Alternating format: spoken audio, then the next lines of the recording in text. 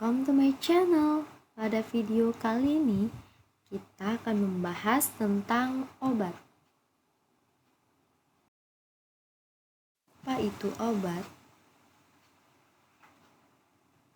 Menurut Peraturan Menteri Kesehatan Nomor 73 Tahun 2016, obat adalah bahan atau paduan bahan termasuk produk biologi yang digunakan untuk mempengaruhi atau menyelidiki sistem fisiologi atau keadaan patologi dalam rangka penetapan diagnosis, pencegahan, penyembuhan, pemulihan, peningkatan kesehatan, dan kontrasepsi untuk manusia.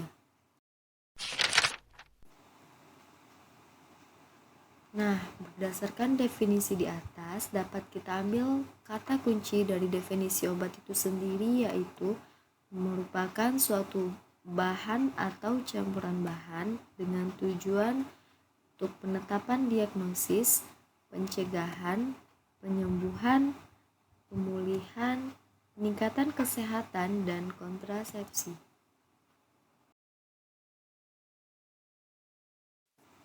Nah, untuk menjawab pertanyaan ini, bisa kita mengacu dari istilah farmasi, yang mana istilah farmasi itu sendiri berasal dari bahasa Yunani, yaitu pharmakon, yang mana arti dari pharmakon itu sendiri adalah obat atau racun. Berdasarkan istilah ini, bisa kita ambil kesimpulan bahwa pada dasarnya obat adalah racun.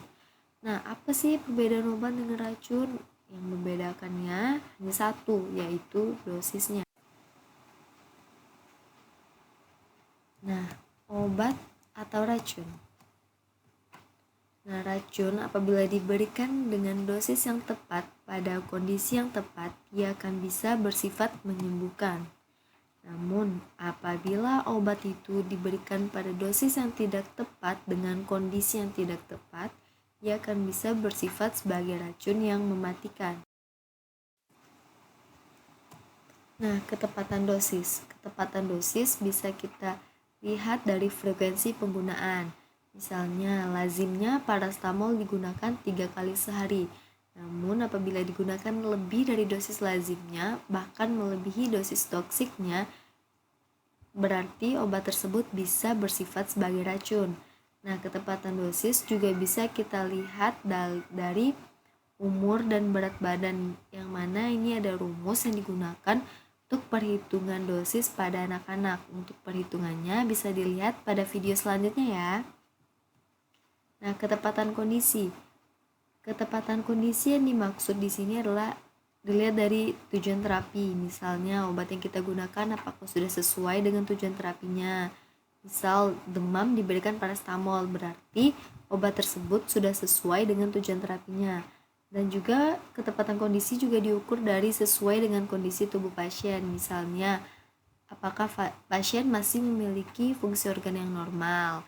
Nah, contohnya nih, pada obat paracetamol, apabila dikonsumsi dalam jangka panjang, ia akan memiliki efek samping berupa hepatotoksik, yaitu kerusakan pada hati. Apabila obat ini diberikan pada pasien yang sudah memiliki fungsi hati yang sudah menurun, otomatis obat ini akan bisa bersifat sebagai racun pada pasien yang memiliki kondisi fungsi hati yang tidak normal.